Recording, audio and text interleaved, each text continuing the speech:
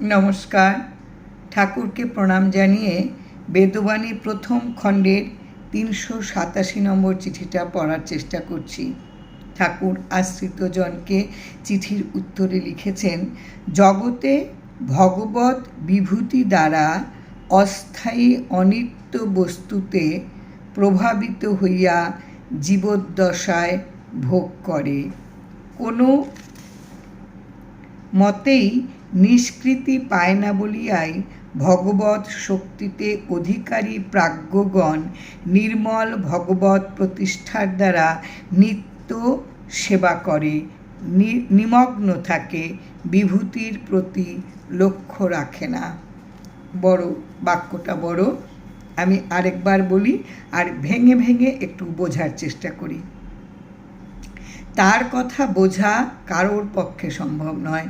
তিনি কি বলছেন কিচ্ছু বোঝা যায় না। তবে ওই খানিকটা সেখান থেকে যদি রস আস্বাদন করার চেষ্টা করা যায়, তিনি যদি কৃপা করেন, তাহলে হয়তো খানিকটা মনের মধ্যে এই শব্দগুলোকে নিয়ে যাপন করা যায়।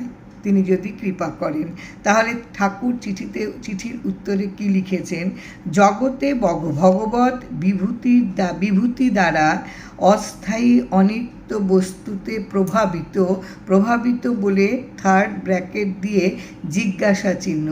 হয়তো এখানে কোনো শব্দ ছিল, বা হয়তো কোনো কারণে যে শব্দটা সেটা হয়তো দীর্ঘদিনের জন্য একটু অস্পষ্ট হয়ে গিয়েছিল, তার জন্য ইন্দুভূষণ বন্দ্যোপাধ্যায় এখানটায় জিজ্ঞাসা চিহ্ন দিয়ে রেখেছেন। হইয়া জীবদ্দশায় ভোগ করে। জগতে ভগবৎ হচ্ছে যারা পূজনীয়, যাদের আমরা পুজো করি। বিভূতি দ্বারা, বিভূতি হচ্ছে যোগের দ্বারা যে ঐশ্বর্য প্রাপ্ত হয়, ঈশ্বর শক্তির প্রকাশ বিশেষ, বিভূতি প্রকাশ পায়। বিভূতি দ্বারা অস্থায়ী অনিত্য, অস্থায়ী হচ্ছে যার কোনো স্থায়িত্ব নেই, অনিত্য হচ্ছে যা অস্থায়ী, যা নিত্য নয়, যা অস্থায়ী, যা ক্ষণস্থায়ী, এইরকম বস্তুতে প্রভাবিত, এইরকম বস্তুতে যদি বশীভূত হয়ে পড়ে, এরকম বস্তুতে যদি বশীভূত হয়, তাহলে জীবদ্দশায় মানে জীবিত কালেই ভোগ করে। নানান সুখ দুঃখের যে অনুভূতি, এগুলো সে বহন করে, ভোগ করে। আরেকবার বলি, জগতে ভগবৎ বিভূতি দ্বারা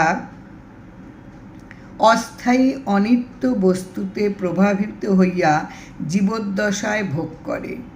এই জীবিতকালেই মানুষ অনিত্য জিনিস, অস্থায়ী জিনিসের বস্তুতেই এগুলির দ্বারাই প্রভাবিত হয়, মানে এগুলির দ্বারাই বশীভূত হয়ে পড়ে, এগুলির দ্বারাই হচ্ছে একেবারে মানে ওটারই সারেন্ডার করে দেয়, ওই দিকেই, যেটা অনিত্য, যেটা অস্থায়ী, এগুলি তখন মানুষের ভালো লাগে, এগুলিতেই বশীভূত হয়ে পড়ে মানুষ।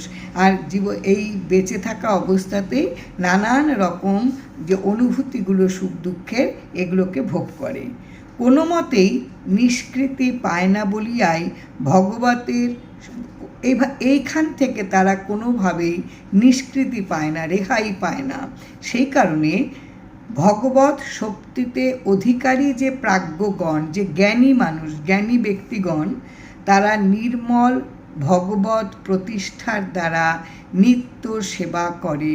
তারা অমলিন, যেটা কখনো মানে যেটা শুচি, যেটা শুদ্ধ, এই রকম ভগবৎ প্রতিষ্ঠা, এই রকম যে পূজনীয় যিনি আমাদের, যিনি রক্ষক, তার প্রতিষ্ঠার দ্বারা তারা কি করে, নিত্য সেবা করে, প্রত্যেক দিনের তার উপাসনা করে, মগ্ন থাকে, নিবিষ্ট থাকে, বিভূতির প্রতি লক্ষ্য রাখে না। বিভূতি হচ্ছে যেটা আমি ঈশ্বর শক্তির যে প্রকাশ, এটার দ্বারা আমি কি পেলাম, কি হলো, এগুলির প্রতি লক্ষ্য রাখে না। যারা জ্ঞানী ব্যক্তি, যারা ভগবানের মানে পূজনীয় ব্যক্তির শক্তিতে তারা অধিকারী, তারা কি করে, তারা নির্মল চিন্তার উপর নিজেকে নিমগ্ন রাখে, ওটার বাইরে তারা কখনো অন্য চিন্তা করে না। তারা একদম অন্যদিকে লক্ষ্য রাখে না। এই সকল সেবা আচরণ করিয়াই ভগবৎ পথ পরিষ্কার করিয়া শাস্ত্রাদি প্রণয়ন দ্বারা জগৎকে মুক্ত উপদেশ দিয়াছেন। এই যারা ভগবৎ শক্তির অধিকারী প্রাজ্ঞগণ, বিজ্ঞ যারা জ্ঞানীগণ, তারা সবসময় নির্মল, মানে যেটা কখনো শুদ্ধ শুচি, এরকম ভগবান প্রতিষ্ঠার দ্বারা তারা এইভাবে তারা ভগবানকে নিয়ে থেকে তার নিত্য সেবা করে এবং তাতেই তারা মগ্ন থাকে। তারা বিভূতির প্রতি কি পেল না, কি ঈশ্বরের যোগশক্তিতে তাদের কি হলো, তারা সেই দিকে কোনো লক্ষ্য রাখে না, এইভাবেই তারা করে। এইভাবে সেবা যত্নের, এইভাবে তারা সেবার দ্বারা, সেবা আচরণের দ্বারা কি করে, এই ধর্মাচরণ, এই ব্যবহার, এই স্বভাবের দ্বারা তারা কি করে, এই যে ভগবানের যে পথ, পূজনীয় ব্যক্তির আমাদের তার সেবা করার যে পথ, এটাকে পরিষ্কার করে শাস্ত্রাদি প্রণয়ন দ্বারা, শাস্ত্র হচ্ছে ধর্মগ্রন্থ, যেখানে শাস্ত্র শব্দের আক্ষরিক অর্থ হচ্ছে যা নির্দেশ করা হয়েছে, এইগুলি প্রণয়ন দ্বারা, প্রণয়ন হচ্ছে রচনা বা নির্মাণ।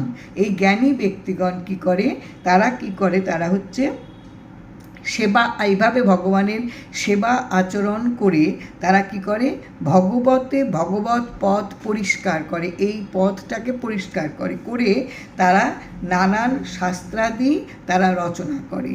রচনার দ্বারা জগৎকে মুক্ত উপদেশ, মুক্ত হচ্ছে একদম উন্মুক্ত, খোলা, এই উপদেশ তারা দিয়ে থাকেন যে তুমি কিভাবে রোজকারের যাপন করলে তুমি কিভাবে নিজেকে মুক্ত করতে পারবে। এগুলো যারা ভগবৎ শক্তিতে যারা অধিকারী, যে জ্ঞানী, যারা অনিত্য জিনিসের পেছনে ছুটে বেড়ায় না, অস্থায়ী জিনিসকে আঁকড়ে বাঁচতে শেখে না, তারা এই ধরনের এই পথটা পরিষ্কার করার যে পথ দিয়ে এই পথ পরিষ্কার করা যায়, ভগবৎ পথ পরিষ্কার করা যায়, এটার ওপর তারা নানান ধরনের শাস্ত্রাদি তারা সেখানটায় রচনা করে যান। অতএব কর্তাভিমান আনন্দের নিকট হইতে মুক্ত হইবার জন্য সর্বদা ভগবান প্রতি হৃদয়ে রাখিবার জন্য চেষ্টা করা, ইহাই জীবের প্রধান কর্ম।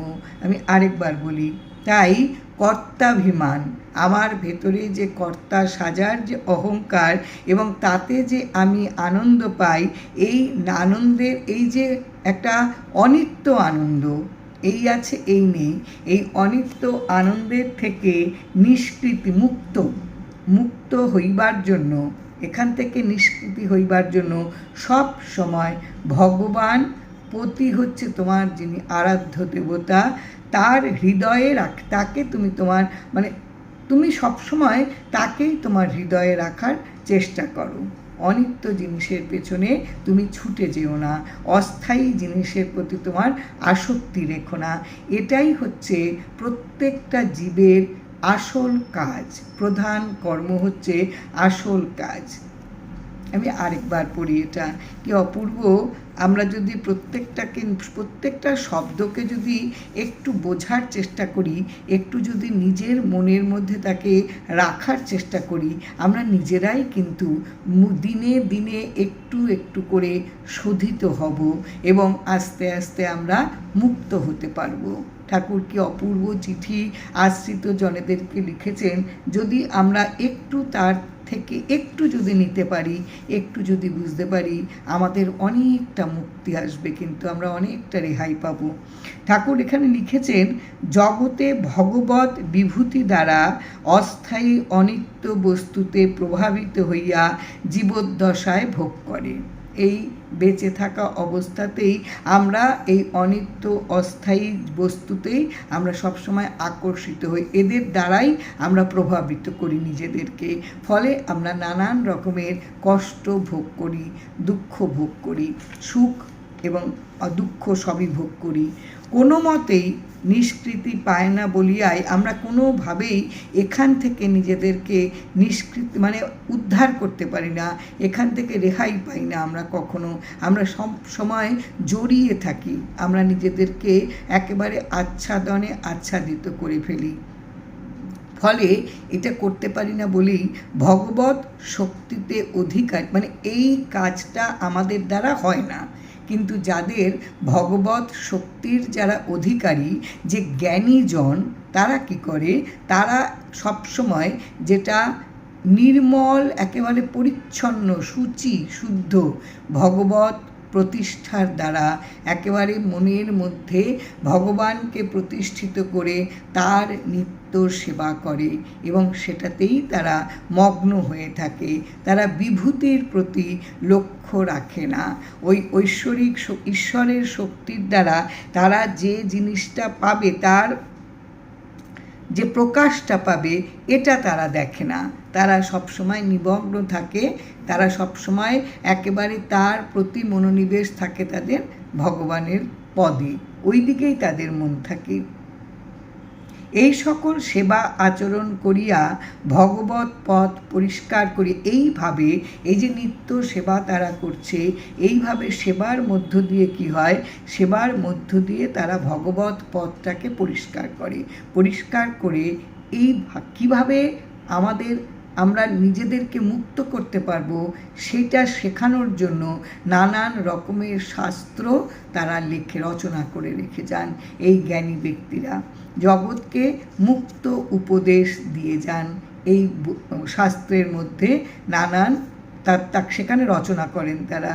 তাই অতএব কর্তাভিমান আনন্দের নিকট হইতে, তুমি যে এই যে কর্তা সাজা, তার যে একটা দম্ভ, তার যে একটা অহংকার, এই দম্ভ অহংকারে যে আনন্দটুকু নেওয়া, যে আনন্দ পাওয়া, আমরা বুঝে উঠতে পারি না তখন যে এটা কিন্তু ক্ষণিকের, এই আছে এই নেই, একটু পরেই কিন্তু ইন্দ্রজাল, এই ম্যাজিক শেষ হয়ে যাবে, পর্দা পড়ে যাবে, আমি আর কিন্তু দেখতে পারবো না। যে জিনিসটার প্রতি আমার প্রচণ্ড দম্ভ, যে জিনিসটাকে নিয়ে আমার প্রচণ্ড অহংকার, প্রচণ্ড দম্ভ, সে কিন্তু এক নিমেষে কিন্তু সেটা চলে যেতে পারে। কর্তাভিমান আনন্দের নিকট হইতে, এই যে কর্তার আনন্দ থেকে যদি তুমি নিজেকে নিষ্কৃতি পেতে চাও, মুক্ত পেতে চাও, নিজেকে মুক্ত করতে চাও, তাহলে তুমি কি করবে, তাহলে তুমি সব সময় ভগবান অতি হৃদয়ে, ভগবান যে তোমার যে আরাধ্য দেবতা, তাকে তোমার যিনি তোমার পূজনীয়, যিনি তোমার আরাধ্য, তাকে তুমি তোমার হৃদয়ে তুমি তাকে রাখার চেষ্টা করো। তাকে তুমি কখনো হৃদয়ে অন্য কিছু তুমি বাস করো না, তাকে তোমার হৃদয়ে রাখো, রেখে তুমি নিজেকে মুক্ত করার চেষ্টা করো। এটাই হচ্ছে প্রত্যেক জীবের একমাত্র কাজ। তুমি কখনো অস্থায়ী জিনিসের প্রতি কখনো আকাঙ্ক্ষিত হইও না, কখনো ওইদিকে তুমি লোভী হও না, কেননা এগুলো কিন্তু এই আছে এই নেই। যা চিরন্তন, যা নির্মল সত্য, সেটার প্রতি তুমি তোমার মন দাও, যেটা কোনো দিন তোমাকে ছেড়ে চলে যাবে না। আমরা সবসময় যেটা ছেড়ে চলে যাবে তাকে নিয়েই থাকতে ব্যস্ত হই, তাকে নিয়ে জীবনের অনেকটা সময় তাকে নিয়ে কাটিয়ে দিই। আর যেটা যা আমাকে কোনো দিন ছেড়ে যাবে না, বরং আমাকে সবসময় আগলে রাখবে, আনন্দে রাখবে, আমি একটা নিরবচ্ছিন্ন আনন্দ যেখান থেকে পাবো, সেটা কিন্তু খুঁজে আমরা উঠতে পারি না। আমাদের যেহেতু কর্তাভিমান আছে প্রচণ্ড পরিমাণে, এই কর্তাভিমানটাকে আমাদের দূর করতে হবে। কর্তাভিমান দূর করলেই কী হবে, আমরা কিন্তু ভগবানের পদে নিজেদেরকে আমরা একেবারে সমর্পণ করতে পারবো এবং আমাদের মনের মধ্যে, হৃদয়ে তাকে আমরা রাখতে পারবো। আমাদের এই মনের দরজাগুলো কিন্তু বন্ধ থাকবে না অন্য কামনা বাসনায়, অন্য বন্ধনে আমাদের কিন্তু থাকবে না মনের মধ্যে, যদি আমরা ভগবানের পদে নিজেদের নিয়োজিত করতে পারি। তখন এই অনিত্য জিনিসগুলোর প্রতি আমাদের কোনো আকাঙ্ক্ষা থাকবে না এবং এটাই হচ্ছে প্রত্যেক জীবের একমাত্র কর্ম। ঠাকুর কি সুন্দর করে প্রত্যেক আশ্রিতজনকে তার মুক্তি পাবার পথ তিনি নির্দেশ দেন, তার দিশা দেখান, কিভাবে মুক্তি পাওয়া যাবে, কিভাবে আমরা ভালো থাকব, কিভাবে আমরা মনের কাঠামোটাকে কিভাবে সুন্দর করতে পারবো, যেটা অনেক বেশি নির্মল হবে। আমাদের ভেতরে নির্মল চিন্তাভাবনাটা একেবারেই নেই। কিন্তু যারা জ্ঞানী ব্যক্তি, অর্থাৎ যারা ভগবানের শক্তি পেয়েছে, মানে ভগবৎ শক্তি যাদের অধিকার করেছে, যারা অর্জন করতে পেরেছেন, তারা সেই জ্ঞানী মানুষেরা কিন্তু এইগুলোতে কখনো আসক্তি তাদের থাকে না। অনিত্য জিনিস, অস্থায়ী জিনিসে তাদের কখনো আসক্তি থাকে না। আমরা মূর্খ, আমরা একেবারে মরীচিকার পিছনে ছুটে বেড়াই। আমাদের যার জন্যই কিন্তু নানান উৎপীড়ন, নানান বিচলিত ভাব, নানান কষ্ট আমাদের মধ্যে থাকে। তাই ঠাকুর সবসময় তার আশ্রিত জনেদের নিয়ে তিনি খুব চিন্তায় থাকেন যে আমরা কিছুতেই তো এই মোহ থেকে নিজেদেরকে দূর করতে পারি না। এই মোহ আমাদের একেবারে বন্ধনে আবদ্ধ করে রেখেছে। ঠাকুর তাই বারবার বলেন, এখান থেকে তুমি নিজেকে বের করে আনো, এনে সব সময় তুমি তোমার আরাধ্য দেবতাকে তুমি তোমার অন্তরে রাখো, তাহলে তোমার ভেতরে এই অনিত্য জিনিসগুলোর বাস একদম থাকবে না। এবং এটাই হচ্ছে একমাত্র কাজ, এর বাইরে আর কোনো কাজ নেই। অপূর্ব চিঠি। জয় রাম, জয় রাম।